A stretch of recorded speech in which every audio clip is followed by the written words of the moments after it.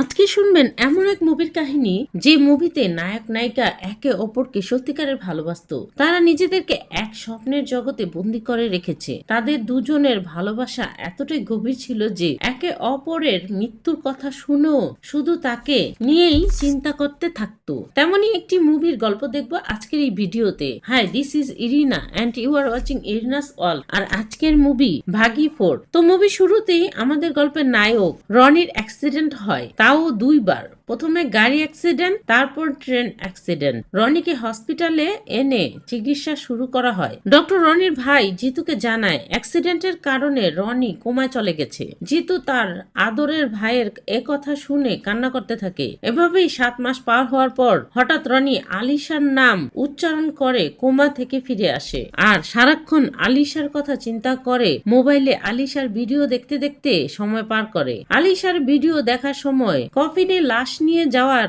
সময় আলোর ঝলক এসে লাগে রনির চোখে। এতে সে ক্রুদ্ধ হয়ে ফিউনারে যাওয়া লোকদের সাথে তর্ক বিতর্ক করা শুরু করে। এক পর্যায়ে তাদের সাথে মারামারি করা শুরু করে। লোকদের মারার সময় রনি উপরের দিকে তাকালে দেখে তার ভাই জিতু তাকে সাহায্য না করে উপর থেকে মজা নিচ্ছে। এতে ভাইয়ের উপর মনে মনে রাগ করে। এর পরের দিনই জিতু রনিকে এক সাইকোলজিস্টের কাছে নিয়ে যায় আর বলে, দেখেন সে ঘর নোংরা করে রাখে, থালা বাসনও পরিষ্কার করে না, জামা কাপড়ও পরিষ্কার করে রাখে না। আমার সাথে থাকতে বললে সে আমার সাথে থাকতেও রাজি হয় না। কি করব বলেন? তখন রনি বলে, তোর মতো ভাইয়ের আমার কোনো দরকার নেই। আমি 10 জন লোকের সাথে মারামারি করার সময় ও উপরে দাঁড়িয়ে মজা নিচ্ছিল। এমন ভাইয়ের আমার দরকার কি? তখন জিতু ডক্টরকে ফোন বের করে দেখায়। ডক্টরও রনিকে সেই ভিডিও দেখায়। সে একা একা ফাইট করছে। এই ভিডিও দেখে তো রনিও চিন্তার মধ্যে পড়ে যায়। তখন ডক্টর জানায়, তোমার হ্যালোসিনেট হচ্ছে, এ কারণে এইসব উল্টাপাল্টা জিনিস দেখছো। জিতুও বুঝায় এসব স্বপ্ন ছাড়া আর কিছুই না। তখন রনি বলে, এসব স্বপ্ন হলে আমি এই স্বপ্নের জগতেই খুশি, তুই দূরে থাক। এ বলেই অ্যাটিটিউড দেখিয়ে হসপিটাল থেকে বেরিয়ে এসেই আলিশার কবরের কাছে এসে অঝরে কান্না করতে থাকে। আর এ কান্না করার দৃশ্য আলিশার আন্টিও দূর থেকে দেখতো। বাড়িতে আসার পর দেখে প্রতিষ্ঠা নামের এক কলগাল তার জন্য অপেক্ষা করছে। প্রতিষ্ঠা বলে তার ভাই তাকে রনির জন্য পাঠিয়েছে। এই সুযোগেই রনি কলগালকে দিয়ে থালা বাসন পরিষ্কার করায়, কিন্তু এতে প্রতিষ্ঠা রনির উপর রেগে যায়। তখন রনি বলে, তুমিই তো বলেছো 2 ঘন্টায় যে কোনো কাজ করাতে পারবো, তাহলে আর রাগ করছো কেন? রনি প্রতিষ্ঠাকে শান্ত করার জন্য মদের অফার করে। দুজনে বসে মদ খাওয়া এনজয় করে আর একে অপরের সাথে গল্প করা শুরু করে। তখন প্রতিষ্ঠা রনির কাছ থেকে আলিশার ব্যাপারে জানতে চায়। রনিও আলিশার সাথে কাটানো সুন্দর মুহূর্তগুলোর কথা প্রতিষ্ঠাকে বলতে থাকে। প্রতিষ্ঠারও রনির সাথে কথা বলতে বলতে রনির প্রতি ভালো লাগা কাজ করতে থাকে। এরপরই রনি ঘরে মদ পান করার সময় ঘড়ি কাটার শব্দে আলিশা আর রনির একসাথে তোলা ফটোর দিকে তাকালে দেখে সেখানে আলিশা আর রনির ফটো নেই। ফ্রেমে রনি আর জিতুর। এই দৃশ্য দেখার পরই জিতুকে ফোন করতে থাকে। জিতু ফোন রিসিভ না করলে রনি জিতুর লোকেশন ট্রেস করে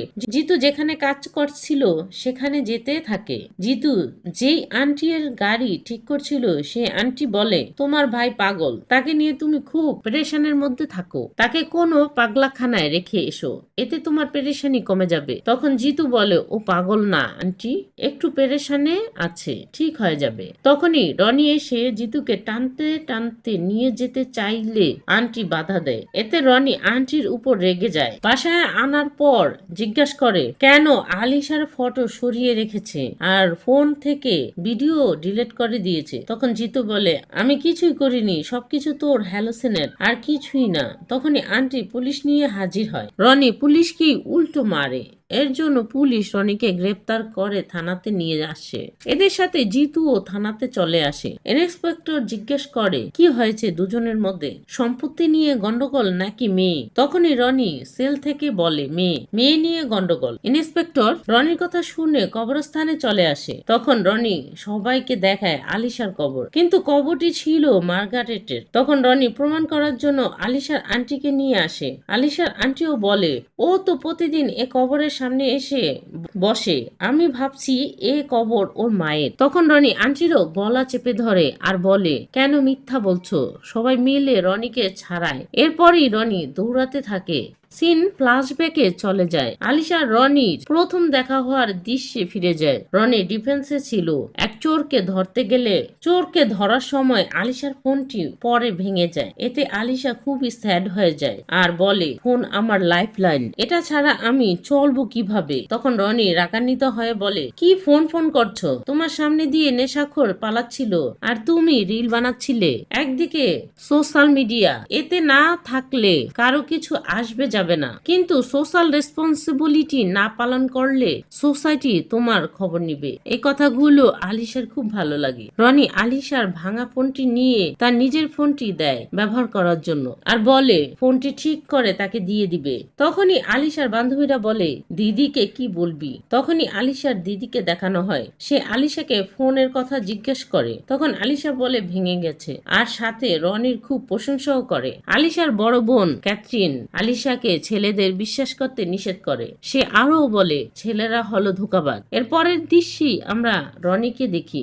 সে বন্ধুদের সাথে মজা করছে। এর মধ্যে সে নেশাখোর লোকটি মাস্তান ভাড়া করে নিয়ে আসে রনিকে পেটানোর জন্য।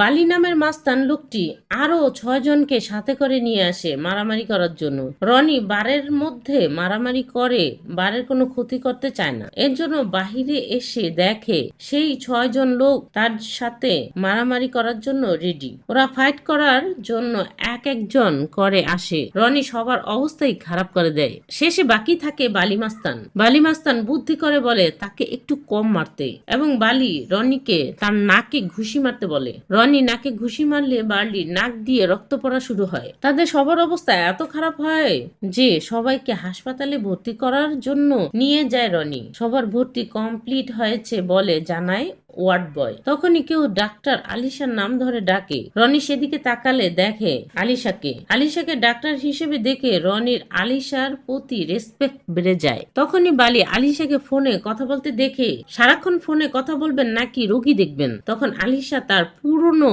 সেই কথা বলে, তুমি ছাড়াও আমার অনেক রোগী আছে, তাদের সাথে যোগাযোগ করতে হয়, তাই এই ফোন আমার কাছে লাইফ লাইন। তখনই রনির আলিশাকে ফোন নিয়ে যে অপমান করেছিল তা মনে পড়ে যায় আর সামনে দেখে আলিশা রনির দিকে তাকিয়ে বলে, এই ডক্টরের ইউনিফর্ম ভাড়া করা না, এটি আমারই, আর সাথে ডক্টরের ডিগ্রিও আছে। তখন রনি তার বলা কথার জন্য সরি বলে। কথা বলার সময় আলিশা খেয়াল করে রনির গলায় কাঁচ ঢোকানো দেখে কেবিনে নিয়ে গিয়ে গলায় থাকা কাঁচের টুকরো বের করে ব্যান্ডেজ করে দেয়। কেবিনে ভর্তিও করেন রাখে। রাতে রনি ওয়ার্ড বয়ের কাছে আলিশার কথা জানতে চাইলে ওয়ার্ড বয় জানায় ইমার্জেন্সি হলে আসবে। তাই রনি তার গলায় থাকা ব্যান্ডেজ খুলে ফেলে। ওয়ার্ড বয় তখনই আলিশাকে ডাকে। আলিশাও সাথে সাথেই চলে আসে, আবারও ব্যান্ডেজ করে দেয় ও সাথে ঘুমের ইনজেকশনও দিয়ে দেয়। সকাল হলেই রনি আলিশাকে ফোন করে বলে ফোন ঠিক হয়েছে, কোথায় আসবো?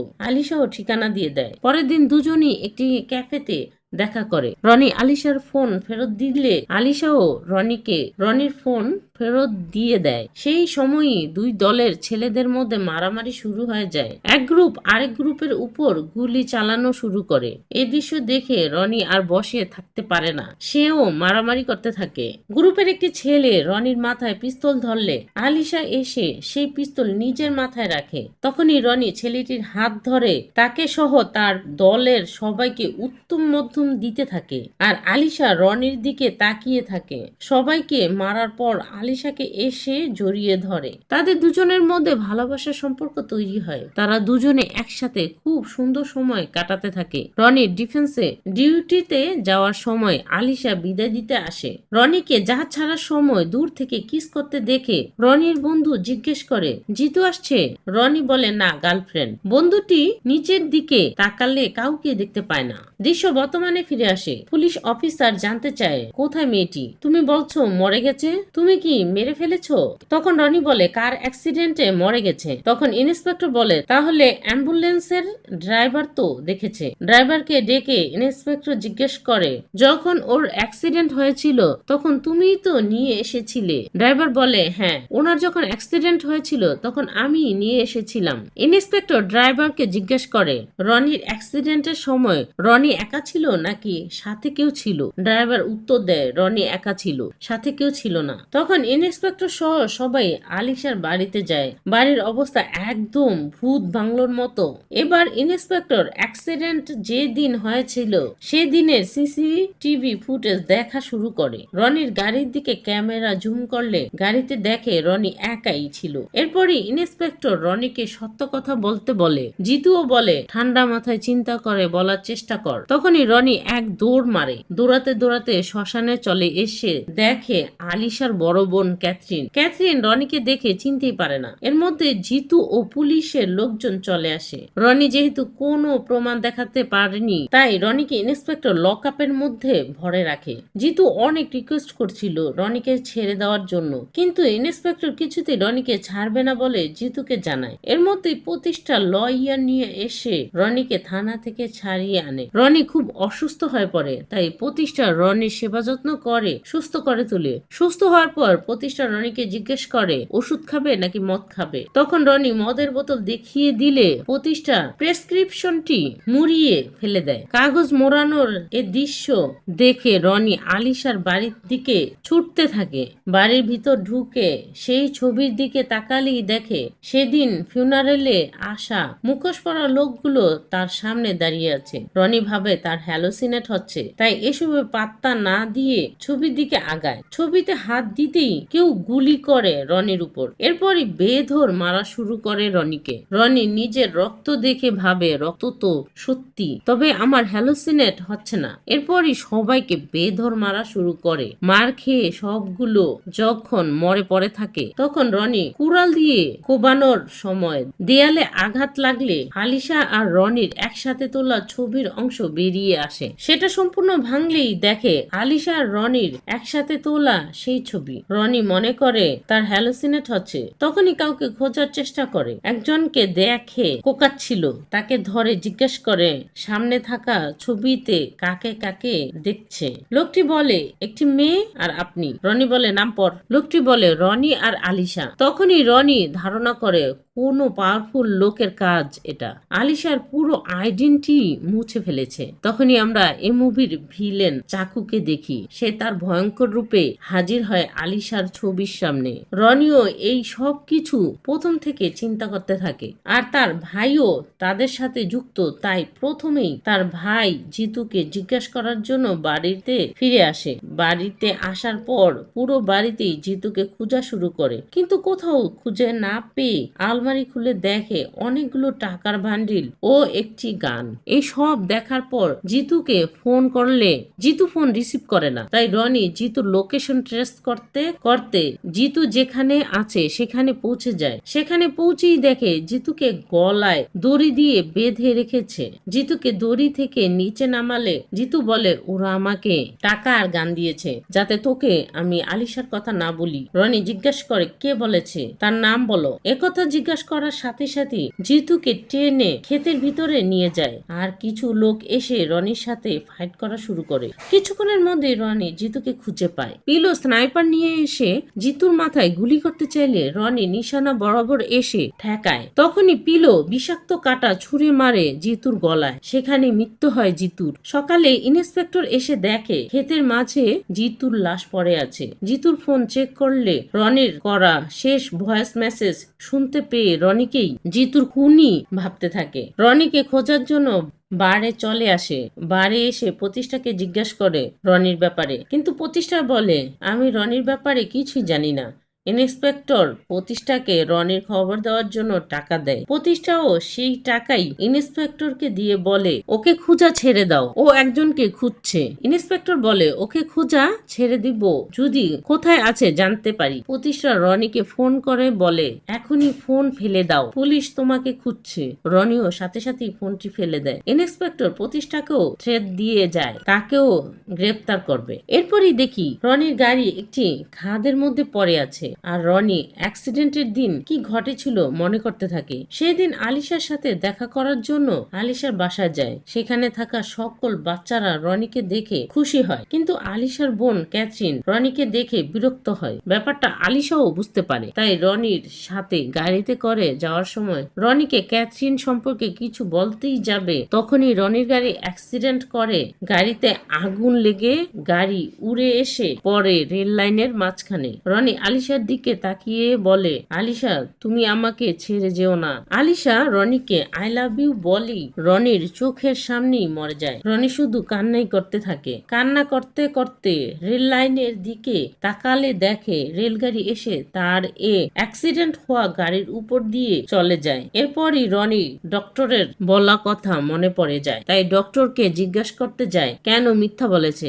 সেখানে পৌঁছেই দেখে ডক্টরের গলা কাটা লাশ পড়ে আছে।